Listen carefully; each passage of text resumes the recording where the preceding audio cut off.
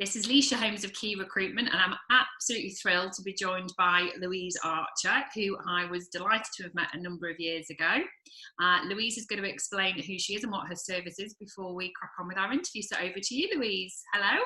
Thanks, Lysha. Hi, I'm so glad to be here. Thank you for inviting me. So yeah, we've known each other for ages, and just for those of you that don't know me, I'm the founder of Retrained Search, and what we do is help permanent contingent recruitment teams to sell and deliver retained search assignments, and sometimes then to go on and embed retained search as a service within the business. Excellent. And obviously that's something that I want to talk to you about today, because during our conversation since we've been in lockdown, I've had a number of inquiries, and I'm a huge believer that this is about differentiating yourself in the market. So how can recruiters position selling a retained solution in this current climate as we are still in lockdown? Yeah, sure. So it's not a straightforward answer, but I'm going to do my best to answer it as quickly and as succinctly as I can. Basically, I can't unfortunately teach you how to sell and deliver full retained search assignments in 10 minutes. Unfortunately, I could give you some tips, and you probably could go on to maybe sell one or two, but the delivery process is also different. And I really feel like it's my job to protect the service and make sure that not only is it used in the right situations, but also that it's delivered in the right way. So what I can do, though, is to help you secure some financial commitments from your clients and the clients that you are currently working with, which I think is the next best thing. So my main kind of advice for this, and I've had several consultants use these tips successfully recently, so I know it works. And I'm just going to kind of talk you through that step by step. So the first thing to do is, and this is with the clients that you're currently working with, either you have existing positions or you may well have new jobs that come in from those clients. So firstly, instead of taking a spec and just working on a job, take the time to set a call and book a call to go through it thoroughly. So not just there and then, make sure you've got time to go away, do some preparation, be ready for that call, and actually have and book some time, say 30 minutes in with that client to get a full understanding of the true picture. Even if this is a position that you're currently working on, you can still use these techniques. So it might be that you want to reevaluate or reassess or have a recap on where we are with this position. I think it's a really good idea, if you haven't already done that, with them to do it. So book this call, prep your questions, and I love to have a structure in place for my questions and have them ready and have them written down so that I know I'm leading that call and I'm taking it in the direction I want it to go. And this is the theory that we use when we're selling full retained solutions as well. But the order that's a good idea to take them through is to start with them as a person, and then you can, do the small talk bit, but are they okay? And check on them. You've got to be empathetic and human. Then check on the business. How's the business? Is everything, what's going on? How are you finding it? And then move on to talent acquisition, and don't dwell too long in each of these things, 5 minutes tops, on each of those things. Then move on to talent acquisition. How is it affecting talent acquisition? What kind of challenges are you facing? Has it all come to a stop, or are there things, still happening? What impact is it going to have? If it has stopped, what impact is that going to have on hiring and resources and it as a whole? And only then move on to the specific requirement. And then what's really important here is to find out, do they need to hire it now? Do they definitely need to hire it now? Mm-hmm. Because if they don't need to hire it now, they're probably not going to. Mm-hmm. And they're probably going to end up just either using this time to gather information and then not end up making a hire. Or they're going to pull it, partway through. So let's make sure the need is definitely there.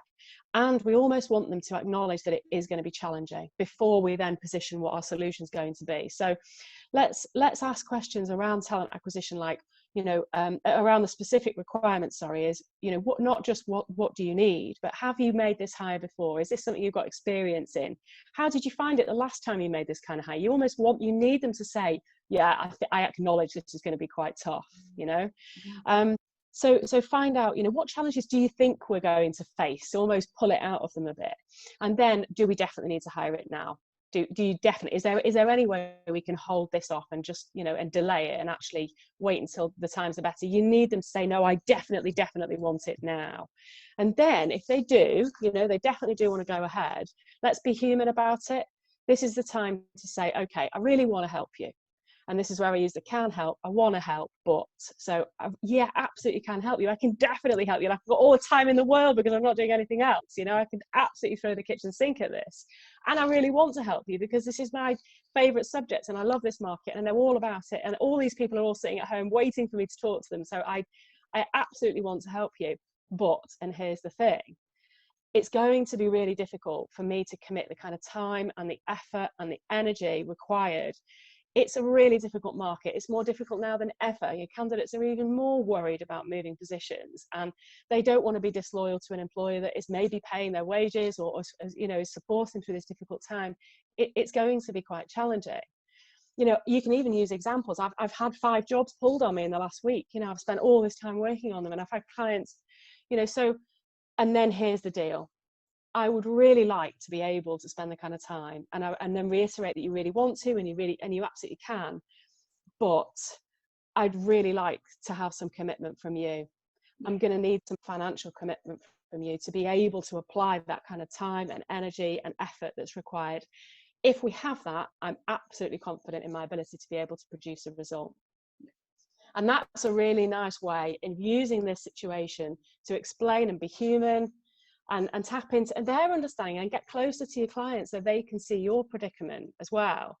And even then you can, you know, if they're nervous about it, or I'm not quite sure, well, look, you know, this isn't about me wanting the deposit. I don't just want, you know, whatever we agree is a small deposit, you know, maybe £2,000 or £3,000 or whatever you feel comfortable with.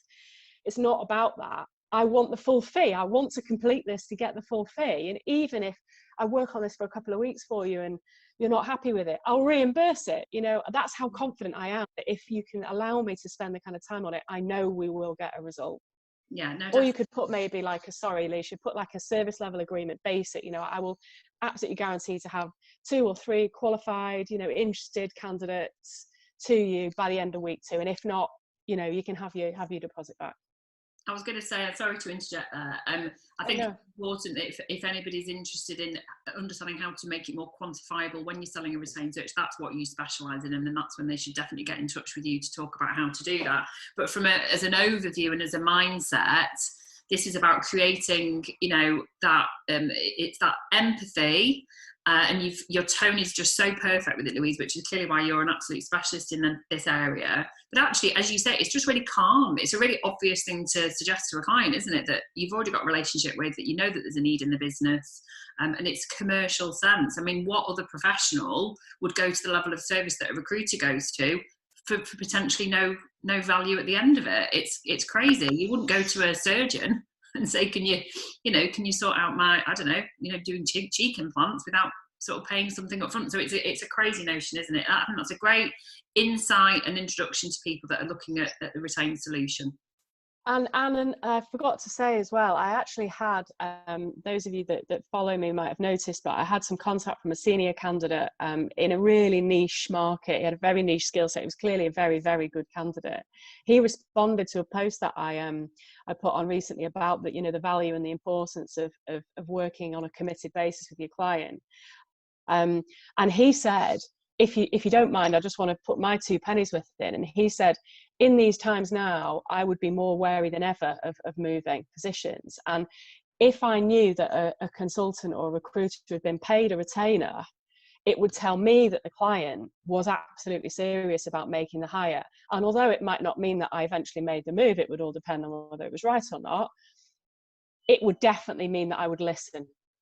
I would definitely listen. Whereas, you know, and how powerful is that when you're explaining to a client the need, you know, and the benefits of working together in that way. Definitely. I think this is a chance for recruitment to really sort of take stock of how it operates and pause and rethink. So I think it's a great insight for people to get that notion into their heads now. What key things should recruiters be doing to get themselves ahead of their competition, in your opinion? Yeah, I mean, you know, you and I are both really optimistic, and we're both really positive thinkers, aren't we? We're always looking for the silver lining. And I know that, you know, we've talked offline about this being such an amazing opportunity. You know, yes, it's awful for, you know, and a lot of people are in very difficult situations, and those of us that aren't and are blessed to be, you know, safe and well, should really be embracing it as the opportunity that it is to.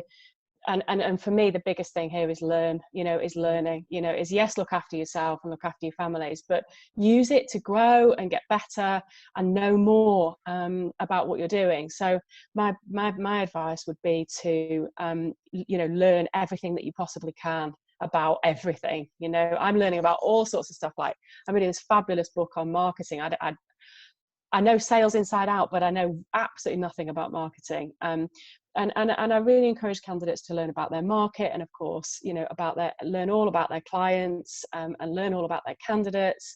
But really, I would like to encourage people to learn, you know, about the talent pools as a whole, and trends, and gathering intelligence in that way, but also look at it from the other side and learn about HR and learn about talent acquisition.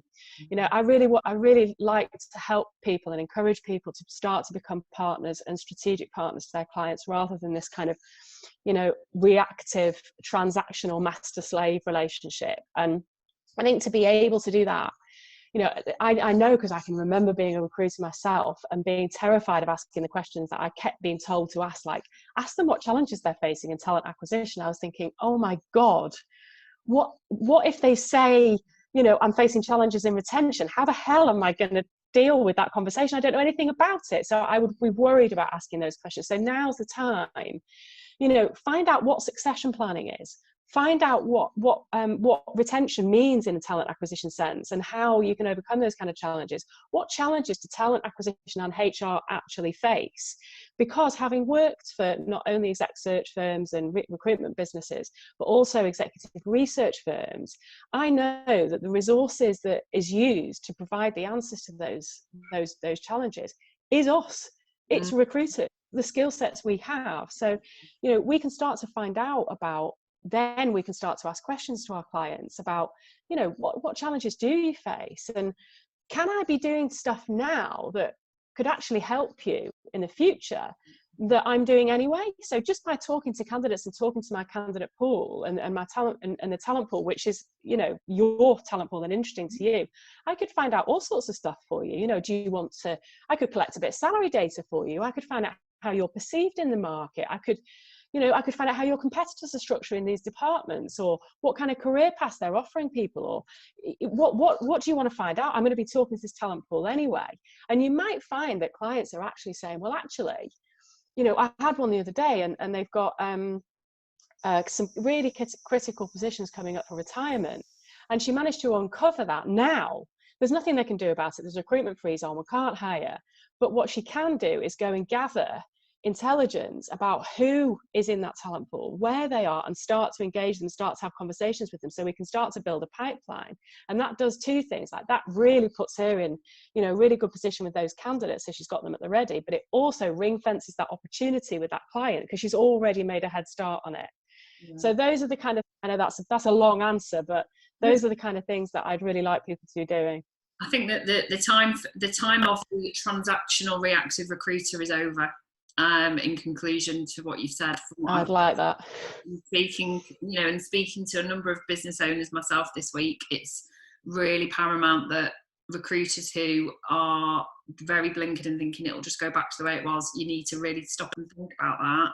And listen to the likes of Louise and really think about your strength and your knowledge, that you'd be surprised. You know, you're not going to suddenly need to go and do a CIPD. This is just about asking the questions and about using, there's so many resources available, aren't there, to go and find out this information. So I think it's just thinking a bit more creatively and being a true consultant. That's basically what you've described, isn't it? It's, you know, consulting the market, not being afraid to offer that information.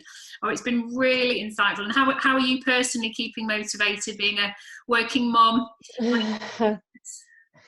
Yeah, no, it's great, Lysha. It's always good to chat to you. I'm good. I'm really good. My whole world has changed overnight. You know, almost all of the stuff that I was doing was face to face, as you know, and not only like on-site with the consultants and working with them in the classroom and at their desk, but also going out with them and meeting clients, which of course just all of it's just come to a halt. But what I am doing is developing my course and my program for video, and so I'll have an online course available, hopefully coming very soon, which has been a whole new learning experience for me. I thought I could just pick up what I do in the classroom and just deliver it to a video camera and hey presto, but it turns out it's not quite as simple as that, but it's good fun. Good. Well, you're practicing what you're preaching, and thank you so much for joining me today. And for anyone who is interested to know more, Louise's contact details will be attached to this video. Thank you, Louise.